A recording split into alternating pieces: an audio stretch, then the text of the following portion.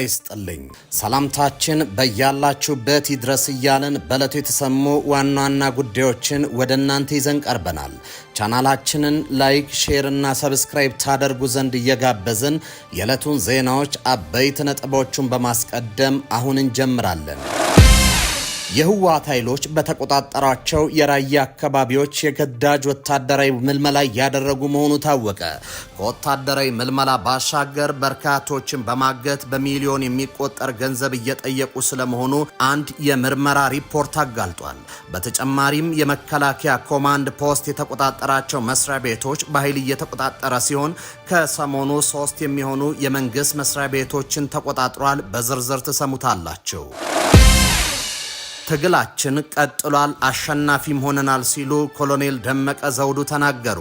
ድፍን የወልቃይት ህዝብ እንደ እስራኤል አስታጥቋለሁ በሚለው ንግግራቸው የሚታወቁ ኮሎኔሉ ለወልቃይት ህዝብ ክተት መሳይ አዲስ ጥሪ አሰምቷል።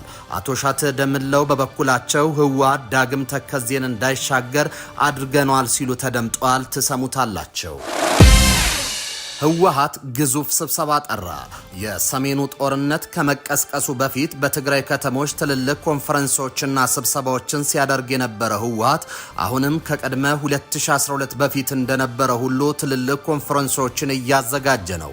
በቀጣይ ሳምንታት የትግራይ ምሁራን፣ ጀነራሎችና ባለስልጣናት የሚሳተፉበት ወሳኝ ኮንፈረንስ ተጠርቷል። በሌላ በኩል በክልሉ የጥሬ ብር እጥረት በከፍተኛ ሁኔታ መከሰቱ ተነግሯል። ታዳምጡታላችሁ።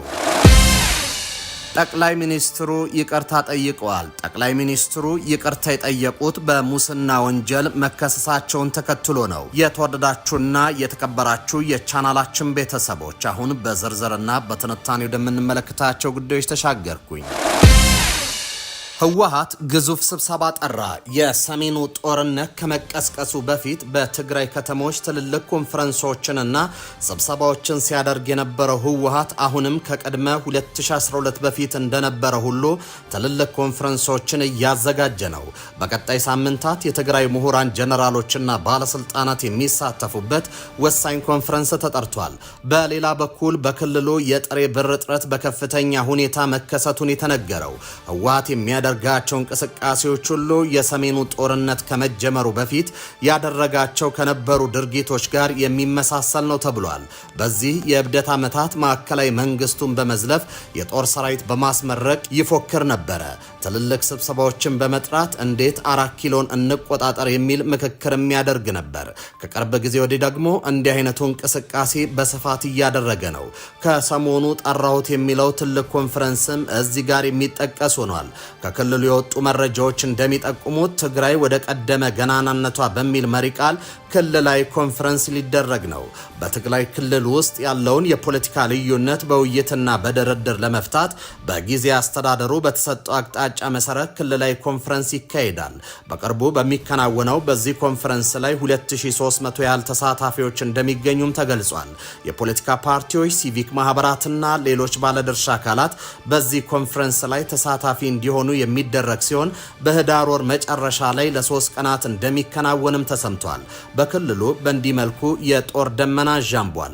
ህዝቡ አዲስ ግጭት ሊቀሰቀስ ይችላል በሚል ፍርሃት ቆፈን ውስጥ ታስሯል። በክልሉ ያጠላውን የጦርነት ደመና የሚያሳየው ደግሞ በትግራይ ከተሞች የጥሬ ብር እጥረት በከፍተኛ ሁኔታ መከሰቱ ነው።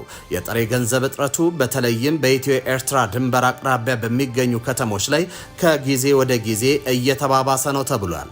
እንደ አዲግራት፣ አክሱም፣ አድዋና ሽሬ ባሉ ከተሞች ባንኮች ለደንበኞቻቸው የሚሰጡት ጥሬ ገንዘብ ውስን መሆኑንና ተጠቃሚዎች በሚፈልጉት መጠን እንዲሁም በአሻቸው ጊዜ ገንዘባቸውን ከባንክ ውጪ ማድረግ እንደማይችሉ ነዋሪዎች ገልጿል። አንድ የትግራይ ከተማ ነዋሪ ለሆርን ፍሪኩዌንሲ እንደተናገሩት ከኢትዮጵያ ንግድ ባንክ የጥሬ ገንዘብ ወጪ ጠይቀው የለም እንደተባሉና ይህም ደግሞ በእርሳቸው ብቻ ሳይሆን በርካታ የባንክ ተጠቃሚዎች የሚያጋጥማቸው ምላሽ መሆኑን ጨምረው ገልጿል። ተገልጿል። ከኢትዮ ኤርትራ በቅርብ ርቀት በምትገኘው አዲግራት ከተማ ገንዘብ እጥረት የተከሰተው ከ2 ሳምንት ገደማ ወዲህ መሆኑም ተጠቁሟል። በዚህ ከተማ በአንድ ጊዜ 3000 ብር ያህል ማውጣት እንኳን እንደማይቻል ለማወቅም ተችሏል። የጥሬ ገንዘብ እጥረቱ የክልሉን ዋና ከተማ መቀሌ ጭምር የሚስተዋል ቢሆንም በኢትዮ ኤርትራ ድንበር አቅራቢያ ከተሞች ላይ የባሰ ነው ተብሏል። የጥሬ ገንዘብ እጥረቱ ምክንያት ከዳግም ጦርነት መቀስቀስ ስጋትና የኢትዮ ኤርትራ ድንበር የኮንትሮባንድ ንግድ መስፋፋት መሆኑም ተጠቁሟል። በትግራይ ክልል ዳግም ጦርነት ይቀሰቀሳል የሚለው ስጋት የነዋሪዎች የምግብ ፍጆታን በብዛት ለመሸመትም አስገድዷቸዋል። የክልሉ ነዋሪነት የፍጆታ ሸመታ ፍላጎት ከፍ ማለትና ጥሬ ገንዘብን በመያዝ እንቅስቃሴ በስፋት እየታየ ነው ተብሏል። ጦርነት ይቀሰቀሳል የሚለው ስጋት የኑሮ ውድነት ማባባሱ የክልሉ ጊዜያዊ አስተዳደር ባሰራጨው መረጃ አረጋግጧል። ለጥሬ ገንዘብ እጥረት ምክንያት የሆነው የኢትዮ ኤርትራ ድንበር ኮንትሮባንድ ንግድ ማጧጣፉንም ምንጮች ገልጿል። የኮንትሮባንድ ንግዱ የጥሬ ገንዘብ እጥረት እንዲከሰት ምክንያት ከመሆኑ ባሻገር የኤርትራ ናቅፋ ወደ ገበያ እንዲገባ በር መክፈቱም ተሰምቷል። ከዚህ ጋር ተይዞ በኢትዮ ኤርትራ ድንበር አካባቢ አንዳንድ ስፍራዎች ላይ የኤርትራ ናቅፋ ከብር ጎን ለጎን መገበያያ መሆኑን ምንጮች አስታውቀዋል። የህወሓት ኃይሎች በተቆጣጠሯቸው የራያ አካባቢዎች የግዳጅ ወታደራዊ ምልመላ እያደረጉ መሆኑ ታወቀ። ከወታደራዊ ምልመላው ባሻገር በርካቶችን በማገት በሚሊዮን የሚቆጠር ገንዘብ እየጠየቁ ስለሆኑ አንድ የምርመራ ሪፖርት አጋልጧል። በተጨማሪም የመከላከያ ኮማንድ ፖስት የተቆጣጠሯቸው መስሪያ ቤቶች በኃይል እየተቆጣጠረ ሲሆን ከሰሞኑም 3 የሚሆኑ የመንግስት መስሪያ ቤቶችን ተቆጣጥሯል። በአማራና በትግራይ ክልል የይገባኛል ውዝግብ ባለበት የራያ አካባቢ እገታ፣ ዘርፊያና ግድያ እየተስፋፋ መሆኑንና ወጣቶችን አስገድዶ ለውትድርና መልም እየተበራከተ መምጣቱን ዋዜማ ሬዲዮ ባወጣው የምርመራ ዘገባ አጋልጧል። የእገታ፣ ዘረፋና ግድያ ማንነትንና የፖለቲካ አመለካከትን መሰረት አድርጎ ጭምር የሚካሄድ በመሆኑ ፖለቲካው ለወንጀል ድርጊት ሽፋን ለመሆን ምስክር ነው ይላሉ። ወንድማቸውን 600 ሺህ ብር ከፍለው ከእገታ ያስለቀቁ በውጭ ሀገር የሚኖሩ እማኝ እንደ አካባቢው ቢለያይም በዚህ ድርጊት በዋናነት የትግራይ ጊዜያዊ አስተዳደር ጸጥታ አባላት ነን በሚሉ ታጣቂዎች የሚፈጸም ሲሆን የአማራ ፋኖ ታጣቂዎች ናቸው የተባሉ ቡድኖችም በድርጊት ውስጥ ተሳታፊ መሆናቸውን እንደሚያውቁ ነዋሪዎች ተናግረዋል። እየተስፋፋ የመጣው ህገወጥነት ለተራ ዘርፊያና ቀማኛ ምቹ በመሆኑ የወንጀል ተሳታፊዎችን በእርግጠኝነት ለመለየት አደናጋሪ መሆኑን አንድ የአላማጣ ከተማ መምህር ስለ ጉዳዩ በሰጡት ምስክርነት ላይ ተናግረዋል። ግድያና እገታ በተደጋጋሚ በሚፈጸምባት ራያ አላማጣ ከተማ ባለፈው ሳምንት 2 ወጣቶች በተከታታይ ተገድለዋል። አንድ ማንነቱ ያልታወቀ ወጣት ዳር 13 2018 ዓ.ም ባላማጣ ከተማ ገበያ አካባቢ ተገድሎ የተገኘ ሲሆን በተመሳሳይ ህዳር 15 2018 ዓ.ም አብዲ መኮንን የተባለ ወጣትም ተገድሏል። በአማራ ክልል በኩል የተቋቋመው አስተዳደር ከመፍረሱ በፊት የአማራ ፖሊስ አባል የነበረ አብዲ የተገደለው በዕለቱ ምሽት 2 ሰዓት ገደማ የትግራይ ጊዜያዊ አስተዳደር ታጣቂዎች ናቸው በተባሉ ግለሰቦች በጩቤ ተወግቶ መሆኑን ባልደረቦቹ ተናግረዋል። ከግድያው በተጨማሪ አንድ የሃይማኖት አባትን ጨምሮ በርካቶች መታገታቸውን ነዋሪው ተናግረዋል። ትግላችን ቀጥሏል፣ አሸናፊም ሆነናል ሲሉ ኮሎኔል ደመቀ ተናገሩ።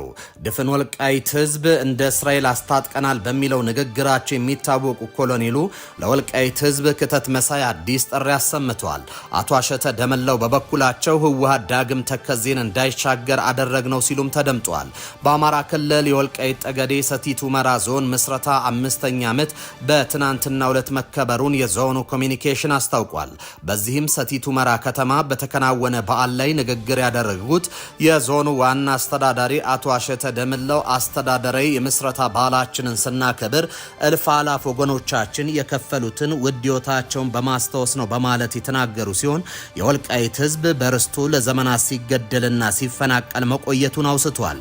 ጨምረውም ይህ አረመኔያዊ ተግባር የተፈጸመው የህወሓት ቡድን በተባበረ ክንድ ላይ መለስ ተከዜን ተሻግሮ እንዲሄድ ሆኗል ሲሉን የተናገሩት የወልቃይት ህዝብ ነጻነቱን ካረጋገጠ 5 ዓመታት ሞልቶታል ሲሉ መናገራቸውን ኮሚኒኬሽኑ ባሰራጨው መረጃ አስታውቋል።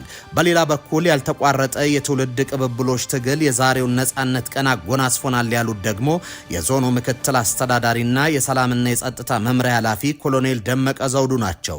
ኮሎኔል ደመቀ ጨምረው ሲናገሩ የወልቃይት ጠገዴ ህዝብ ለማንነቱ የታገለ ነው። የወልቃይት ጠገዴ አማራና ማንነታቸውን ወሰን አስመላሽ ኮሚቴ ህገ መንግስቱን መሰረት በማድረግ አማራዊ ማንነቱን ለማስመለስ በአስቸጋሪ ጊዜ በመተባበር ጥያቄውን በማቅረብ እውነትን የያዘ በመሆኑ አሸናፊ ይሆናል በማለት ተናግረዋል። በሶስት የሙስና ድርጊቶች ክስ የተመሰረተባቸው የእስራኤሉ ጠቅላይ ሚኒስትር ቤንያሚን ኔታንያሁ የአገሪቱ ፕሬዝዳንት አይዛክ ሄርዞግ ምህረት እንዲያደርጉላቸው ጠየቁ። ሄርዞግ ይህንን ከፍተኛ እድምት ያለው ጥያቄ ከማጤናቸው በፊት ከፍትህ አካላት አስተያየቶችን እንደሚቀበሉ የፕሬዝዳንቱ ጽህፈት ቤት ተናግሯል። ኔታንያሁ ላለፉት 5 ዓመታት በሙስና በማጭበርበርና በሶስት የተለያዩ ክሶች እምነትን በመጣስ ክስ ቀርቦባቸው ነበር። ኔታንያሁ በቀረቡባቸው ክሶች በሙሉ ጥፋተኛ ለመሆናቸውን በመግለጽ ተከራክሯል። ጠቅላይ ሚኒስትሩ በቪዲዮ ባስተላለፉት መልእክት የፍርድ ቤት ክስ ሂደቱን እስከ መጨረሻው ማየትን ይመርጡ የነበረ ቢሆንም አገራዊ ፍላጎት ግን ከዚህ በተቃራኒው የሚፈልግ ነው ብለዋል። የተቃዋሚ ፓርቲ ተወካዮች ይቅርታ ከመጠየቃቸው በፊት ጥፋተኛነታቸውን ማመን አለባቸው ሲሉ ተናግሯል።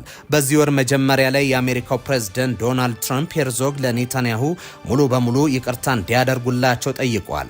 በወቅቱ ሄርዞግ ይቅርታ እንዲደረግለት የሚፈልግ ማናቸውም ሰው ጥያቄውን በመደበኛ ስርዓት መሰረት ማቅረብ እንዳለበት ተናግሯል። እሁድ ዕለት የጠቅላይ ሚኒስትሩ ጽህፈት ቤት ኔታንያሁ የዚህን ያልተለመደ ጥያቄ አስፈላጊነትና እድምታ ግምት ውስጥ በማስገባት በማለት ለፕሬዝደንቱ የጻፉት የይቅርታ ደብዳቤን ይፋ አድርጓል። ፕሬዝደንቱ መቼ ውሳኔ ላይ እንደሚደርሱ የሚጠቁም ነገር የለም። እንደ አውሮፓውያን አቆጣጠር በ2020 ቤንያሚን ኔታንያሁ ለመጀመሪያ ጊዜ ችሎት ፊት የቀረቡት የእስራኤሉ ጠቅላይ ሚኒስትር ሆነዋል። ጠቅላይ ሚኒስትሩ ላይ የቀረበው የመጀመሪያው የክስ መዝገብ ውለታ እንዲዋልላቸው ከሚፈልጉ ከፍተኛ ባለሀብቶች ስጦታዎችን በዋናነት ሲጋራና ሻምፓኝ መቀበላቸውም ተጠቅሷል። በሁለተኛ ክስ ደግሞ የአንድ እስራኤል ጋዜጣን ስርጭት ለማሻሻል በምላሹ አወንታዊ ሽፋን ለማግኘት ቃል ገብቷል የሚል ክስ ቀርቦባቸዋል። በሶስተኛ ክስ አቃቢ ሕግ በአንድ የዜና ድረገጽ አወንታዊ ሽፋን ለማግኘት በሚል ለአንድ የእስራኤል የቴሌኮም ኩባንያ ተቆጣጣሪ ባለአክሲዮን የሚጠቁሙ ውሳኔዎችን አሳልፈዋል ይላል። ኔታንያሁ ሁሉንም ክሶች ጥፋተኛ አይደለውም በማለት የተከራከሩ ሲሆን ችሎቱ የፖለቲካ ተቃዋሚዎቻቸው የሌለን ነገር ለመፈለግ የመሰረቱ ሲሉ ፈርጀዋል። የተወደዳችሁ ተመልካቾቻችን ለሰዓቱ የነበሩን ዜናዎች እኚህ ነበሩ። በያላችሁበት ሰናይ ጊዜ ይሁንላችሁ።